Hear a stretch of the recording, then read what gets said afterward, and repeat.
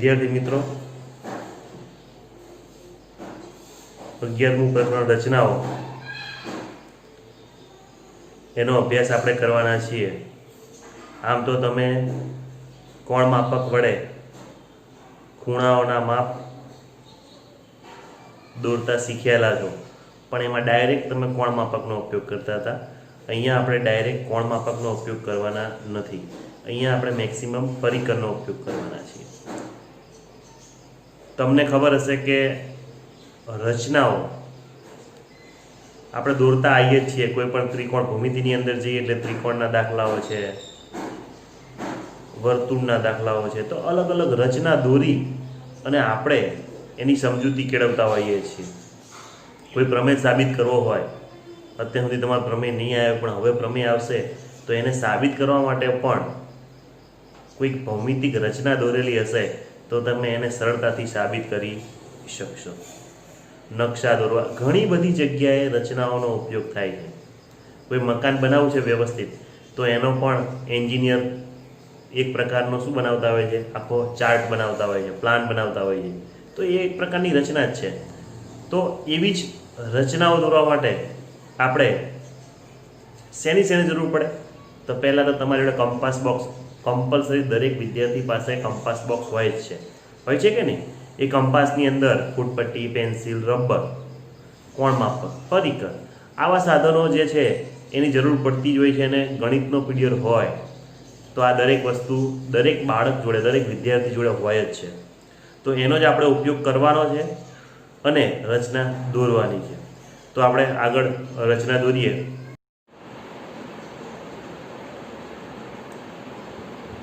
રચના 11.1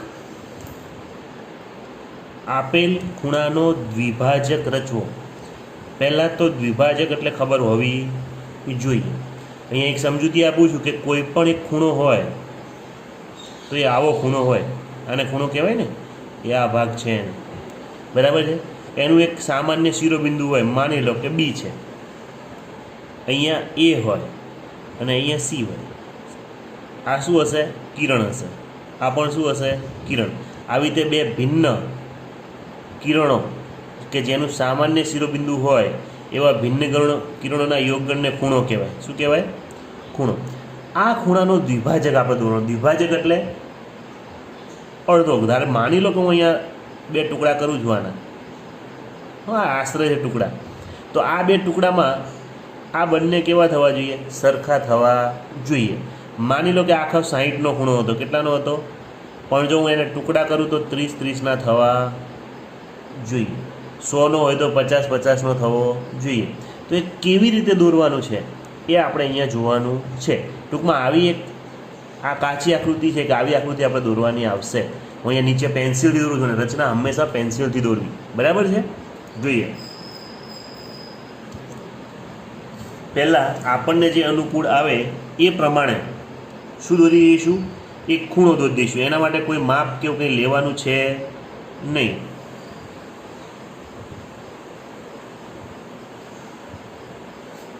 પણ એનું એક સામાન્ય શિરોબિંદુ હશે એવું માનીને આપણે એક ખૂણો દોરી દઈએ. ચલો, એક આ ખૂણો દોરી દીધો કે જેનું સામાન્ય શિરોબિંદુ બી છે, આ એ હોય અને માની લઈએ કે આ સી છે. ઓકે, ચલો હવે શું દોરવું છે? આનો દ્વિભાજક. હવે દ્વિભાજક દોરવા માટે આપણને ખબર નથી કે આ કેટલાનો ખૂણો છે, એટલા માટે આપણે પરિકરનો ઉપયોગ કરીશું. અને પરિકર વડે શું કરીશું? આ જે છે એ આ બી, એના ઉપરથી આપણને અનુકૂળતા આવે એવો એક શું દોરીશું? ચાપ, કે જે બીએ કિરણ અને બીસી કિરણ બંનેને ક્યાંક ને ક્યાંક છેદે. હવે ક્યાંક ને ક્યાંક છેદે નામ જ આપી દઈએ આપણે. એકનું નામ આપી દઈએ ડી અને આનું નામ આપી દઈએ ઈ. ચલો, બધાને દેખાય છે? ઉપર શું નામ આપ્યું? ડી અને આનું નામ આપ્યું ઈ. ઓકે, આ જે દોર્યા પછી તમારે આ બંનેનું, એટલે ધારો કે હું તમને ખાલી સમજૂતી માટે આ દોરું છું, દોરવાનું તમારે છે નહીં. આ છે આનું જે માપ છે ને એનાથી અડધાથી વધારે માપ લેવાનું. કેટલું?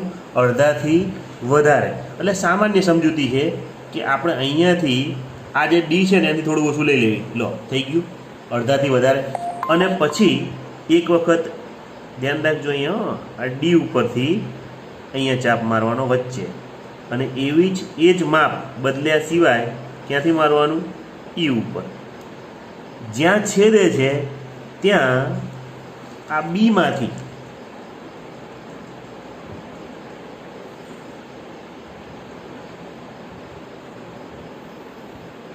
બીજું એક કિરણ આમ આપી દો, નાનું નામ આપી દઈએ એફ. શું આપી દઈએ? તો આ બી એફ છે ને એ ખૂણો એ બી સીનો શું છે? દ્વિભાજક છે. એટલે કે આ બાજુ અને આ બાજુ બંનેનો ખૂણો, એટલે કે આ ખૂણો અને આ ખૂણો કેવો થઈ જશે? સરખા થઈ જશે. બરાબર છે.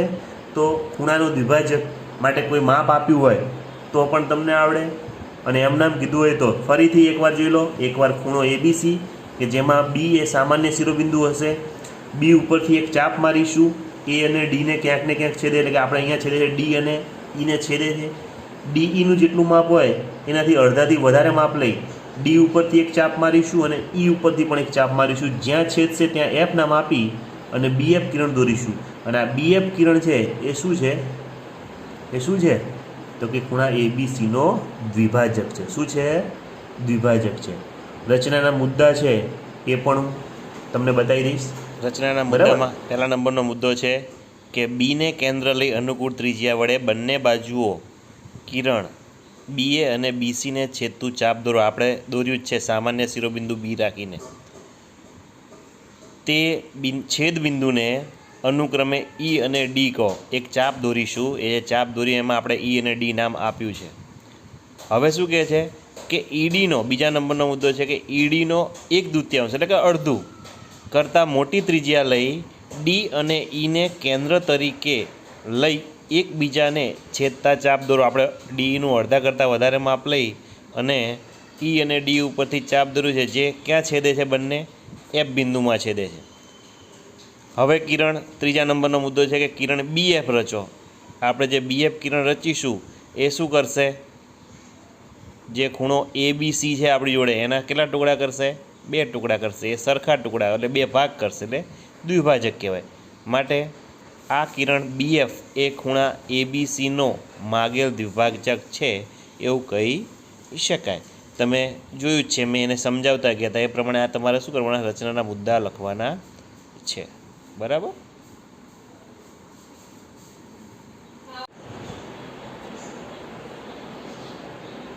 રચના 11.2 કે આપેલા રેખાખંડના લંબ દ્વિભાજકની રચના કરવી. એટલે કે રેખાખંડ એ બી આપેલ હોય તો એનો લંબ દ્વિભાજક આપણે રચવાનો છે. બરાબર છે. કાચી આકૃતિમાં પહેલાં સમજાવી દઉં કે એક રેખાખંડ આપ્યો છે આપણને. કયો કીધો છે આપણને? એ અને બી. શું દોરવું છે? એના લંબ દ્વિભાજકની રચના કરવી છે. લંબ દ્વિભાજક એટલે એ બીને એક તો પહેલાં મધ્યબિંદુમાં છેદતો હોય અને આમ લંબ પણ હોય, મીન્સ કે અહીંયા કાટખૂણો પણ બનાવતો હોય. આ બધા કાટખૂણા થાય. બરાબર છે. તો અહીંયા જે બિંદુ આવે અથવા તો અહીંયાથી આપણે પી લઈએ ને અહીંયા આ બાજુ ક્યુ લઈશું તો પીએમ ક્યુ, આ પીએમ ક્યુ છે એ એબીનો શું કહેવાશે? લંબ દ્વિભાજક કહેવાશે.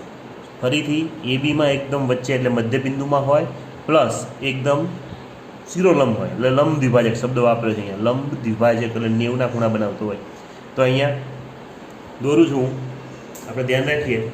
એમાં પણ આપણને કોઈ એને એબીનું કંઈ માપ લેવાનું કીધું નથી, ખાલી રેખાખંડ એબી આપ્યો છે તો હું અહીંયા એબી રેખાખંડ દોરું છું.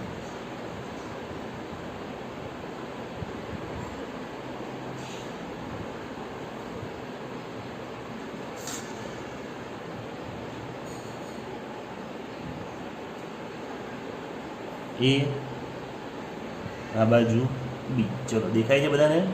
આગળ શું કીધું? હવે લંબ દ્વિભાજક દોરવા માટે આપણે પરિકરનો ઉપયોગ કરીશું અને પરિકરમાં એબીનું જે માપ હશે એનાથી અડધાથી વધારે, એટલે હું જો અહીંયા માપને લીધું છે. બરાબર છે. આપણે આટલું લેવાનું નથી, નાનું માપ લઈશું નહીં. આ આટલું માપ એ નાનું માપ છે એટલે આપણે શું કરીશું? થોડું મોટું માપ. આ લઈ લીધું મેં મોટું માપ, અને કંઈ કરવાનું નહીં તમારે. એક ઉપર ચાપ મારવાનો અને એક ચાપ ક્યાં મારીશું આપણે? નીચે. આવી રીતે બંને બાજુ ચાપ મારી દેવાનો. એ જ પરિસ્થિતિમાં એ ઉપરથી પણ એક ઉપર અને એક નીચે, જ્યાં ટચ થશે જ બંનેને, બરાબર છે. બંને જ્યાં ટચ થાય ત્યાં આપણે નામ આપી દઈએ. એકનું નામ આપી દઈએ પી અને આ બાજુ નામ આપી દઈએ ક્યુ, અને આપણે શું દોરી દઈએ? PQ દોરી દઈએ. શું દોરી દઈએ?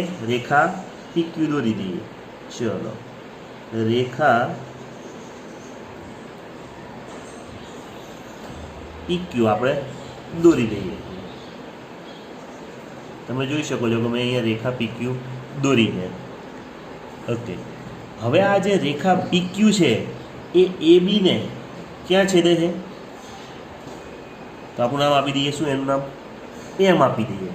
એટલે આ રેખા PMQ એ આ AB નો શું થશે? લંબ દ્વિભાજક થશે. શું થશે? લંબ દ્વિભાજક થાય. બરાબર. તો આ લંબ દ્વિભાજકની રચના કરી કહેવાય. એમાં કંઈ બહુ વિશેષ છે અને ઓકે, ચલો, એટલે લંબ દ્વિભાજકની રચના કરવા માટે શું કરીશું? રેખાખંડ દોરીશું. રેખાખંડમાં અડધાથી વધારે માપ લઈશું અને એક બિંદુથી ઉપર અને નીચે બંને બાજુ ચાપ મારવાનું. અડધાથી વધારે માપ, બીજી બાજુ એનો જ ઉપયોગ કરી, એ જ માપનો ઉપયોગ કરીને શું કરીશું? ચાપ મારીશું. એટલે શું થઈ જશે? બંને જ આપ છેદશે ત્યાં નામ આપી દઈશું, એકનું P ને એકનું Q. પણ PQ રેખા દોરતા એ AB ને ક્યાં? M બિંદુમાં છેદે. તો આ PMQ એ રેખાખંડ AB નો શું કહેવાશે? લંબ દ્વિભાજક કહેવાય.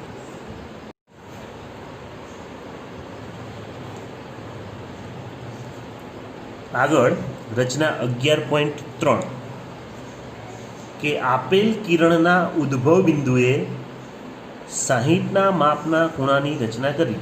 અત્યારે હું તમે ખૂણો રચવાનું કહેતા ને તો ડાયરેક્ટ કોણ માપકનો ઉપયોગ કરીને રચનાના. હવે આપણે કોણ માપકનો ઉપયોગ કર્યા સિવાય પરિકરની મદદથી ખૂણાઓ રચવાના છે. તો જોઈએ તો કે ઉદ્ભવ બિંદુ એ વાળું કિરણ AB લેવાનું છે આપણે, કે જ્યાંથી કિરણનો ઉદ્ભવ ક્યાંથી થતો હોય? A થી. એવું કિરણ AB લઈશું અને ખૂણો CAB આપણે એવો રચીશું કે જેથી કરીને કેટલાનો થાય? 60 થાય. એવું એક કિરણ AC આપણે મેળવવાનું છે, એ રચવાનું છે આપણે. તો જોઈએ અહીંયા એટલે કાચી આકૃતિમાં સમજી લઈએ કે આપણને શું કહેવા માગે છે. પહેલાં એવું કહેવા માગે છે કે તમે એ ઉદ્ભવ બિંદુવાળું એક કિરણ AB રચો. તો આ થઈ ગયું AB કિરણ રચ્યું કહેવાય. અને સાથે સાથે એવું કહે છે કે અહીંયાથી તમે એવું AC કિરણ રચો. હું રચી દઉં છું એમનામ જ, કે જેથી કરીને આ જે ખૂણો છે એ કેટલાનો થવો જોઈએ? 60નો થવો જોઈએ. બરાબર છે. તો એ 60નો ખૂણો રચવા માટે આપણે શું કરીશું? ચલો રચના દોરીએ. ધ્યાન રાખજો બધા. તો પહેલાં કીધું છે એ પ્રમાણે શું રચીશું આપણે? AB રચીશું ને. ઓકે, ચલો, આ કિરણ કે જેમાં ઉદ્ભવ બિંદુ A હોય એવું AB કિરણ આપણે રચી દીધું છે. ચલો એનાથી આગળ એક જ મિનિટ.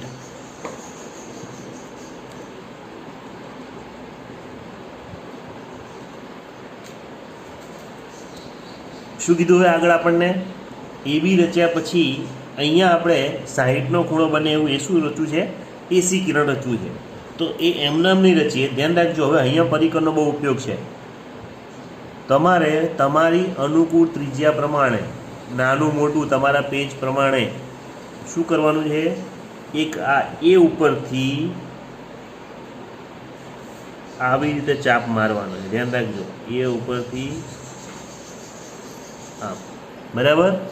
માપ ચેન્જ કરવાનું નથી, એના એ જ માપ પડે. ધ્યાન રાખજો, અહીંથી જે રચ્યું છે એ જ માપ હવે આપણે હાથમાં હશે અને આ AB કિરણ ઉપર જ્યાં ટચ થયું છે ત્યાંથી આપણે પહેલો ચાપ મારીશું. ધ્યાન રાખજો, કેટલો ચાપ માર્યો? આ પહેલો ચાપ. આ પહેલો ચાપ છે ને 60નો હોય. માની લો કે એનાથી આગળ હું આ ચાપ આવ્યો છે, ત્યાંથી આગળ ચાપ દોરું ને અહીંયા, તો 120નો ખૂણો બને. બરાબર છે, પણ આપણને કેટલાનો કીધો છે? 60નો. ફરીથી અહીંયાથી આપણે અનુકૂળ ત્રિજ્યા પ્રમાણે એક ચાપ દોરીશું.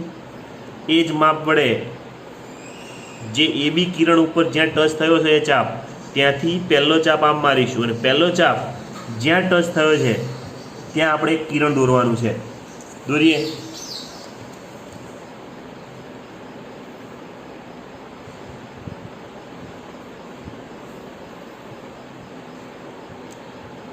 અને આ કિરણનું નામ આપણે આપી દઈશું AC. આ કિરણ કયું છે? AC કિરણ છે. અને આ AC કિરણ એ જે ખૂણો બનાવે છે, એટલે કે ખૂણો CAB છે, એ 60નો છે. તમારે પરિકર વડે ચેક કરવું હોય તો તમે કરી શકો, કોણ માપક વડે ચેક કરવું હોય તો કરી શકો છો. પણ ધ્યાન રાખવાનું કે અહીંથી આ 60 હોય, બીજા નંબરે કેટલું હશે? 120નો. ધારો કે આપણે આમ ખૂણો દોર્યો હતો, અહીંથી આમ આ એથી આ બિંદુમાંથી પસાર કરી અને આખો ખૂણો માપીએ તો કેટલાનો થાય? 120નો થાય. હવે આ જ ખૂણા ઉપરથી આપણે દરેક ખૂણાઓ પણ મેળવી શકીએ. બરાબર છે?